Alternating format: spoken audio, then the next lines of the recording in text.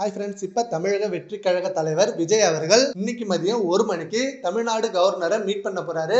இது எதுக்காகன்னு பார்த்தீங்கன்னா, இப்போ ரீசெண்டா அண்ணா யூனிவர்சிட்டி இஷ்யூ மிக வைரலா போயிட்டு இருக்கு. அண்ட் நிறைய பேர் அதுக்கு கண்டனம் தெரிவிச்சுட்டு வராங்க.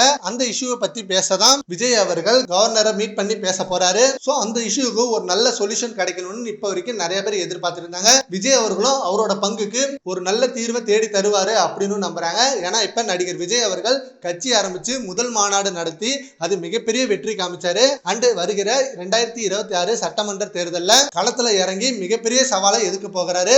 அண்ட் எந்த ஒரு முன் அனுபவமும் இல்லாம இப்படி ஒரு மிகப்பெரிய சவாலை எதிர்த்ததே அவருக்கு ஃபர்ஸ்ட் வெற்றி தான். அண்ட் இனிமே வரப்போற எல்லா இஷ்யூக்கும் விஜய் அவர்கள் தீர்வு காண ஃபர்ஸ்ட் வருவாரு அப்படின்னு அவரோட தொண்டர்களும் சரி ரசிகர்களும் சரி ரொம்பவே வெயிட் பண்ணிட்டு இருக்காங்க. அண்ட் இந்த இஷ்யூ ஸ்டார்ட் பண்ணப்பே நிறைய பேர் விஜய் அவர்கள் இந்த சொல்யூஷனுக்கு தீர்வு கேட்பாரு, எப்ப இதுக்கு கண்டனம் தெரிவிப்பாரு அப்படின்னு எதிர்பார்த்துட்டு இருக்காங்க. அண்ட் இன்னைக்கு விஜய் அவர்கள் கவர்னரை மீட் பண்ணி பேச போறாரு இந்த இஷ்யூக்காக. அண்ட் இன்னொரு சைடு அந்த இஷ்யூல மாட்டின அந்த நபர் தமிழக வெற்றி கழகத்தோட ஒரு செயலாளர் தான் அப்படின்ற மாதிரி சொல்றாங்க. அண்ட் அது மட்டும் இல்லாம இவரை சீக்கிரமே விஜய் அவர்கள் அவரோட கழகத்திலிருந்து வெளியேற்றணும் அப்படின்ற மாதிரி கோரிக்கை வச்சுட்டு இருந்தாங்க. பட் இதுக்கெல்லாம் சொல்யூஷன் சீக்கிரமே விஜய் அவர்கள் வெளியிடுவாரு. சரி, ஓகே ஃப்ரெண்ட்ஸ், இதை பத்தி உங்க ஒப்பீனியனை நம்ம கமெண்ட் பண்ணுங்க. Thank you friends.